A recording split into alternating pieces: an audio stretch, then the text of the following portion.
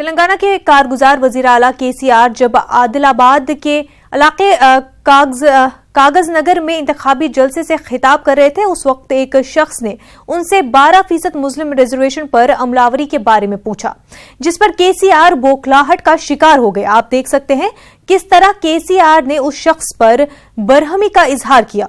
देखिए ये वीडियो। बात करते बैठो, खामोश बैठो।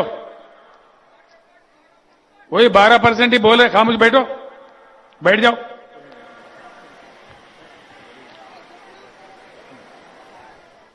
వాటేవాడు 12% వాడేవాడు చెప్తా కదరా भाई, తొందర ఎందుకు పడుతున్నావు? बैठो, खामोश बैठो, बोलो बैठो, बैठो ना, तुम्हारे बाप को बोलूंगा, क्या बात है? बात करते बैठो, खामोश बैठो। वही 12% ही बोले, खामोश बैठो, बैठ जाओ।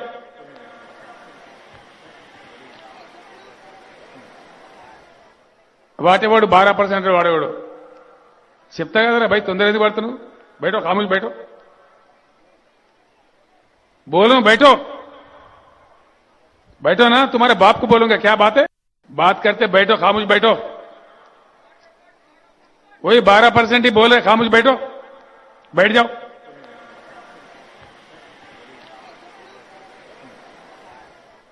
వాటేవాడు 12% వాడేవాడు। वो माइंड सेट खराब हो गया, बेजार है।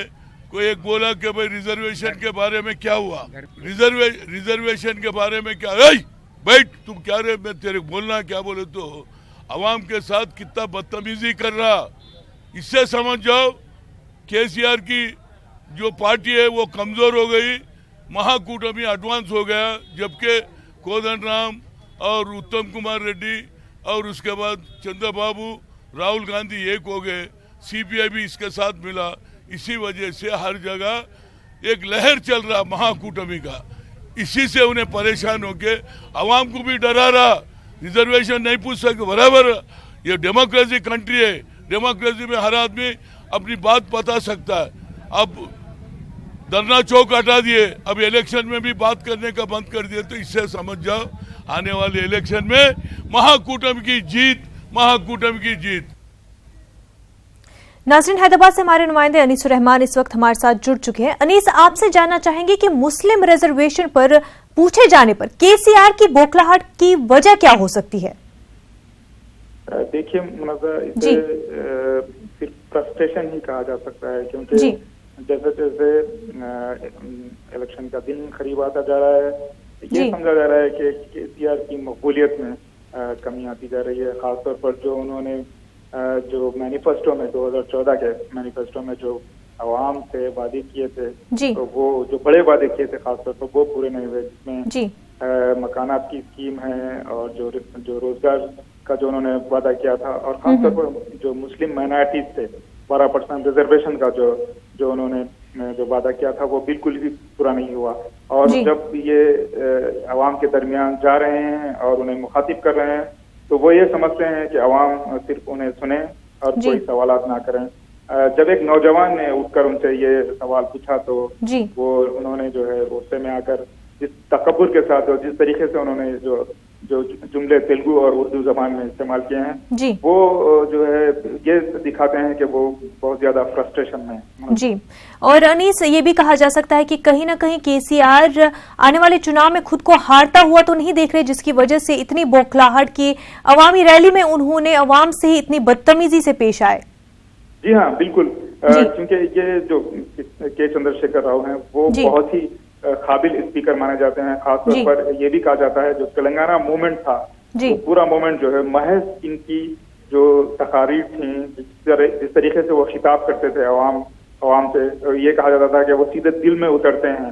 इसके बावजूद जब ये अभी इंतखाबी रैलियों से खिताब कर रहे हैं, तो ये समझा जा रहा था कि फिर ये दोबारा जो है अपने खिताबात के जरिए अवाम का जो है दिल जीत लेंगे। लेकिन कहीं ना कहीं जाके उन्हें ऐसा लग रहा है कि वो शायद जो है उस तरह का उनका जो है वो मौकूफ नहीं रहा उनकी पार्टी का, जो वो समझते थे। मुनज़्ज़ा, केसीआर के इस बयान की वजह से, इन स्टेटमेंट्स की वजह से आने वाले चुनाव में क्या कुछ असर पड़ सकता है? देखिए, बहुत ज्यादा असर पड़ सकता है, बहुत ज्यादा। जो अब जैसा कि अभी मैं समझता हूँ कि जो यहाँ पर जो इख्तिलाफ है, महाकूटमी जो है वो इसको बहुत ज्यादा कैच करेंगे। बहुत ज्यादा जो कल जो जुमले उन्होंने अदा किए थे, जो जुमले उन्होंने कहे थे, उसका बहुत ज्यादा इस्तेमाल करेंगे और आवाम को यही बताएंगे कि ये सिर्फ वादे करते हैं और जब इनसे इसका जवाब तलब किया जाता है तो ये गुस्से में आते हैं। इस तरह का ये लेके जो है आवाम के दरमियान जाएंगे। जी बिल्कुल, बहुत बहुत शुक्रिया अनीस आपका। नाज़रीन, आपको एक बार फिर सुनाते हैं कि केसीआर ने किस तरह से वो पेश आए थे अवामी रैली से जब उनसे मुस्लिम रिजर्वेशन पर सवाल किया गया था। बैठो, खामोश बैठो, वही 12% ही बोले, खामोश बैठो, बैठ जाओ।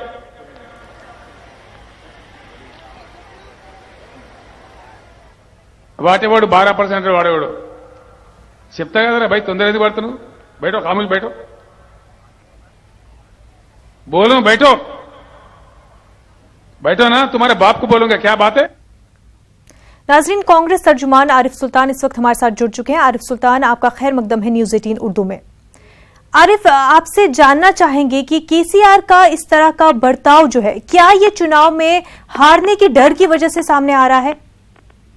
जी जरूर, क्योंकि ये 12 साल मैं उनके साथ काम किया जी, और पहली बार देख रहा हूँ इस कायद को कि जो अपने यानी स्क्रीन में से हटके बात कर रहे जी, और इनका रैपो भी टूट गया आज, यानी ये फ्रस्ट्रेशन का शिकार हो गए और बदतमीजी पे उतर आए। क्योंकि जब बदतमीजी पे इंसान जब ही आता है जब अपनी जमीन खो देता है जी, तो इन्होंने अब तो माँ बाप की भी बात बोलना शुरू कर दी जी। ये बहुत यानी इसको तनकीद की निगाह से देखा जा सकता है। और मुसलमानों को अब समझना चाहिए कि हम जैसे लोग उस पार्टी से निकलकर जब बोल रहे थे कि भाई मुसलमानों की इनके पास कोई इज्जत नहीं है, कोई विखार नहीं है, वो बात अब आया हो रही और लोगों को दिख रही भी कि इनके पास मुसलमानों की क्या इज्जत है। जी बिल्कुल, और साफ तौर से देखा जा सकता है कि केसीआर किस तरह से बौखला उठे हैं। उनको पता है कि जो वादे उन्होंने किए थे वो पूरे नहीं हुए हैं और जैसे अवाम ने उनसे सवाल किया और वो सीधा उन पर ही नाराज हो गए। और रही बात उनका तकब्बुर झलकता है, उनको दोरा कहते हैं, तेलुगु में तेलंगाना में दोरा कहते हैं, यानी कि सबका माई बाप, यानी वो ये समझ रहे हैं कि मैं हूँ माई बाप और मैं जिसको चाहे जो चाहे बोल सकता हूँ। और 7 तारीख के दिन यहाँ की आवाम, तेलंगाना की आवाम, खास तौर से माइनॉरिटीज बता देंगे इनको कि इनकी औकात क्या है। क्योंकि ये बहुत बुरी बात है, इनको माफी मांगना चाहिए मुसलमानों से कि पहले तो आपने वादा पूरा नहीं किया और मुसलमानों के बाप को, वो लड़के को नहीं बोलेंगे, सब हमारे बाप को बोले। एक मानो में ये एक गाली है, ये ऐसा नहीं बोलना चाहिए। एक सीएम होते हुए आप एक कारगुजार सीएम है और आपकी एक अच्छी छवि मानी जाती है कि भाई उर्दू में बात करने में। आपकी बेटी इनकी बेटी बोली इससे पहले निजामाबाद में कि मुसलमान परिंदे हैं और जो है दाना डालो तो आगे आ जाते हैं और फिर दाना खा के चले आते हैं इनकी फितरत में। यानी बाप का तकब्बुर ये है, बेटी का तकब्बुर ये है और केटीआर का तकब्बुर और भी है। तो ये लोगों की वो देखिए मुखलिसी मुसलमानों के तहत कि ये लोग कैसे मुखलिस है मुसलमानों। जी आरिफ, और इस तरह के बयानों के चलते हुए जो माइनॉरिटी वोट बैंक है, जो मुस्लिम वोट्स है, उस पर क्या कुछ असर पड़ेगा? नहीं, बहुत असर पड़ेगा अल्हम्दुलिल्लाह। मैं अभी तो पहला रिएक्शन, दूसरा तीसरा रिएक्शन ही दिया मैं आज, मगर लोग सोशल मीडिया पे इतनी अवेयरनेस है मुसलमान यूथ की और मुसलमानों की कि औरतें, मर्द तो मर्द, औरतें ये भेज रही, ये क्लिप्स भेज रही। मेरे को खुद कल से अब तक कम से कम 100-150 क्लिप्स मैंने डिलीट की है। तो आप अंदाजा लगाए, हजारों की तादाद में, लाखों की तादाद में ये मैसेज फैल रहा। ये इनको यही मैसेज लेके डूबेगा और इंशाल्लाह 11 तारीख के दिन महाकूटमी की हुकूमत बनेगी और फुल फ्लेज मेजॉरिटी में बनेगी इंशाल्लाह। जी आरिफ जी, बहुत बहुत शुक्रिया आपका न्यूज़ 18 के साथ जुड़ने।